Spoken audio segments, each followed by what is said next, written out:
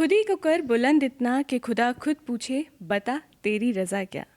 दोस्तों, ये कहावत उन लोगों पर एकदम सटीक बैठती है जो मेहनत और इच्छा शक्ति पर यकीन रखते हैं और ये मानते हैं कि माना कठिन है सफ़र मगर हौसले भी हैं बुलंद। और आज ऐसी ही शख्सियत को मैं आपसे रूबरू करवा रही हूँ जो एक प्राध्यापक तो रह ही चुके हैं और अभी एक पर्यावरणविद के रूप में सक्रिय भूमिका में हैं।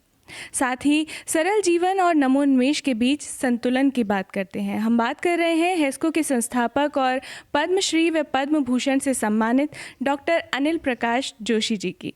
नमस्कार डॉक्टर अनिल जोशी, ढेर सारी शुभकामनाओं के साथ आपका बहुत बहुत स्वागत है। कि जिस तरह से भटकाव नई पीढ़ी में है और अपार ऊर्जा भी उन्हीं में है, तो अगर दिशा तय हो जाए तो देश की सूरत बदलेगी। और इस बात को भी मैं स्वीकारना चाहता हूँ और कहना भी चाहता हूँ कि अभी देश को जो सबसे बड़ा मुद्दा है देश में कि आने वाले समय का देश और भारत कैसा होगा। जिस तरह की तमाम परिवर्तन हमारे बीच में हैं, कल्चरल, क्लाइमेटिक, उसमें ये चुनौती और बड़ी हो जाती है। जी, विविधता भी है लेकिन एकता का सार लिए हुए है। डॉक्टर जोशी, आपका जीवन अब एक खुली किताब की तरह है, लेकिन अगर हम शुरुआत की बात करें तो क्या ऐसे कारण रहे कि सन 1976 में एक प्राध्यापक ने अपने अंदर पर्यावरणविद को जन्म दिया?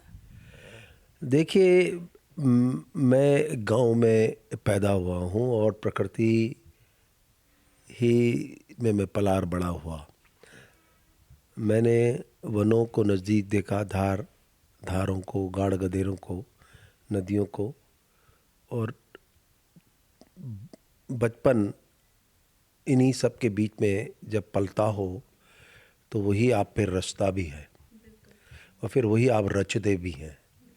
तो यही कारण है कि पूरी तरह सोच इसी तरफ गई कि हम कितनी भी दुनिया में प्रगति कर लें, पर प्रकृति को अगर नहीं समझ पाए तो हम पूरी तरह चूक गए और आज वही सामने दिखाई देता है। बिल्कुल।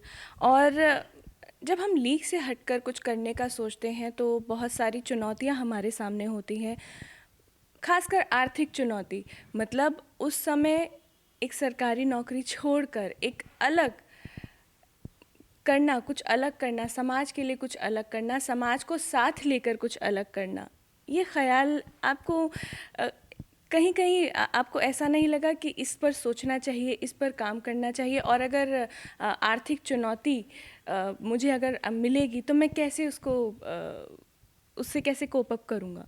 देखिए, ऐसा है कि दुनिया की में सबसे बेहतर तरीका हर व्यक्ति को समझना चाहिए।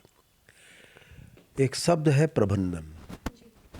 अगर आप पर प्रबंधन की कुशलता है तो आप अपने जीवन को उसी तरह साध सकते हैं।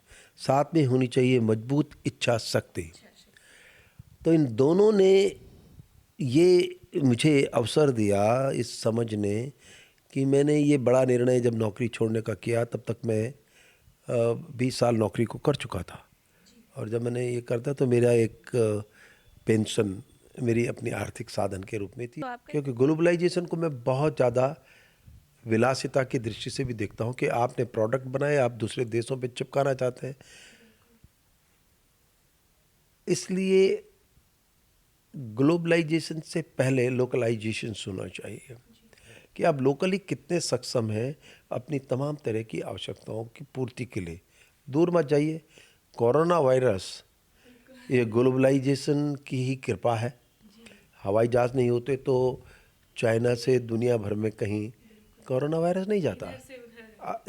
उसका एक दूसरा क्रूप तकता है ग्लोबलाइजेशन की। तो इसलिए ऐसी स्थिति में किसी भी देश और राज्य और गांव को अपने संसाधनों पर काम करते हुए अपनी तमाम तरह की संभव जितनी भी हों, क्योंकि मत भूलिए कि आज से 200 साल पहले गांव अपनी तमाम तरह की आवश्यकताओं को स्थानीय रूप से में पैदा करते थे। मसाले पैदा होते थे, तेल पैदा होता था गांव में, सभी आवश्यकता। कुम्हार होते थे, आपके मुची होते थे, नाई होते थे, आप सबका एक दायित्व था, एक सस्टेनेबल इकोसिस्टम था, तोड़ दिया हमने। अब वो ग्लोबलाइजेशन, अर्बनाइजेशन की कृपा है। आपका कार्यक्रम प्रसाद सेवा, ये मैं जोड़ना चाहूँगी। हाँ जी। प्रसाद सेवा की जब हम बात करते हैं तो इससे रोज़गार भी बढ़ा है, जैसा कि हमने देखा है, पाया है। तो ये आइडिया आपके दिमाग में कैसे आया? देखिए, ऐसा है कि हम जहाँ रहते हैं, एक तरफ हम भगवान बद्रीनाथ, केदारनाथ, वैष्णो देवी पहाड़ के लोग हैं, प्रभुओं का वास होता है। बड़ा आश्चर्य होता था कि ये प्रभु बड़े बड़े जितने भी हमारे बद्रीनाथ केदारनाथ हैं, बड़े ही लोगों को आशीर्वाद क्यों देते हैं। मेरे गांव के, मेरे मंदिर के नीचे, बद्रीनाथ के नीचे ये तमाम गांव हैं, ये वंचित हैं भगवान बद्रीनाथ से, केदारनाथ के आशीर्वाद से। या वैष्णो देवी में गुलशन कुमार को बहुत आशीर्वाद मिला, लेकिन वहीं का परथल गांव नीचे, उसको सीधा कोई नहीं था। तो उस समय ये तय हुआ कि प्रसाद जो होना चाहिए वो स्थानीय होगा, वो इलायची दाना ना होके वो भी हो तो हो, लेकिन कम से कम एक ऐसा प्रसाद भी होना चाहिए जो लोकल अनाज का हो। इससे खेती बाड़ी बढ़ेगी, लोगों का आय बढ़ेगी। तो इसको लेकर के कल्पना की गई थी। आप देखिए, वैष्णो देवी में मक्के को लेके प्रसाद की बात हुई, आज करीब 64-65 लाख रुपया टर्नओवर है। ऐसे ही शिवखोड़ी को लेके बात हुई, वही 50-55 लाख रुपया टर्नओवर है। और बद्रीनाथ में करीब 25-30 लाख रुपया टर्नओवर हो जाता है। केदारनाथ में करीब 1 करोड़ रुपये से ऊपर जाता है। तो ये एक रोजगार का साधन बना। उसी तरह प्रकृति से स्थानीय रोजगार की कल्पनाएं ऐसे ही की जा सकती हैं, जो ये प्रयोग एक रहा। और ये राज्य सरकार अब इस पे गंभीरता से और आगे भी इसको ले जाने का विचार कर रही है। और निश्चित रूप से आपका ये प्रयोग काफ़ी सफल रहा, काफ़ी रोज़गार वहाँ पर उत्पन्न हुआ, स्थानीय लोगों को बहुत कुछ करने को मिला। यही तो नवाचार है और यही आइडिया है जो मनुष्य को तरक्की करते हुए मनुष्य से जोड़ता है। डॉक्टर अनिल, सादा जीवन, उच्च विचार और तकनीक का सार, इन सब के साथ आपने कैसे तालमेल बिठाया? और जब हम युवाओं की बात करते हैं तो ऐसे में सरल जीवन और मॉडर्न तकनीक से अपने देश की दशा और दिशा कैसे बदली जा सकती है?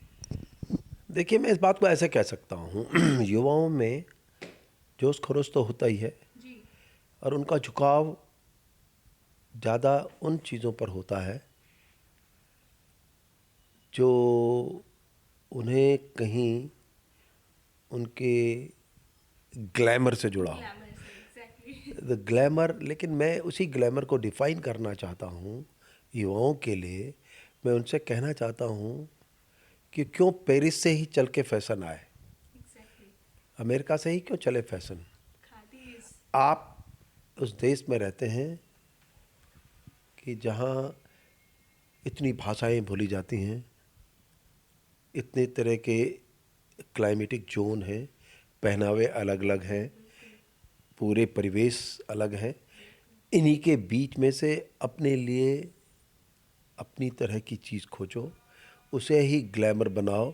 जब फटी हुई पैंटें पहन सकते हो जिनका किसी चीज़ से कुछ लेना देना ना हो, लेकिन क्योंकि किसी विदेशी ने पहन लिया, आपने उसे स्वीकार लिया, तो कम से कम अब तो तुलना कर लेनी चाहिए।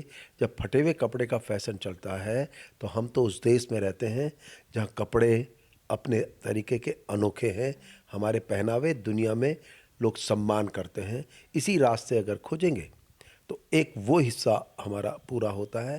लेकिन साथ में हम जिस देश में रहते हैं वहाँ अपार संभावनाएं हैं।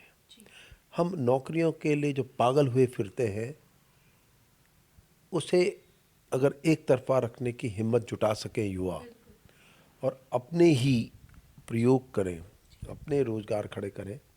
क्योंकि एक बात तय है कि नौकरी की एक सीमा होती है, लेकिन अन्य कार्यों की कोई सीमा नहीं है। श्रोताओं, आज हमने करीब से जाना पर्यावरण के विभिन्न पहलुओं को, प्रकृति से जुड़ी हर एक पहल पर चर्चा की, जिसके लिए हमारे साथ मौजूद थे हेस्को के संस्थापक, पर्यावरणविद, पद्मश्री और पद्म भूषण से सम्मानित डॉक्टर अनिल प्रकाश जोशी जी। जो कष्ट को अनुभव और शिक्षा मानकर आगे बढ़ने और सरल जीवन व मॉडर्न तकनीक के साथ समाज की दशा और दिशा सुधारने में यकीन रखते हैं, विश्वास रखते हैं और मानते हैं कि युवा देश का भविष्य है। युवा जब अपना जीवन सरलता की तरफ ले जाएगा तो निश्चित ही सुधार आएगा।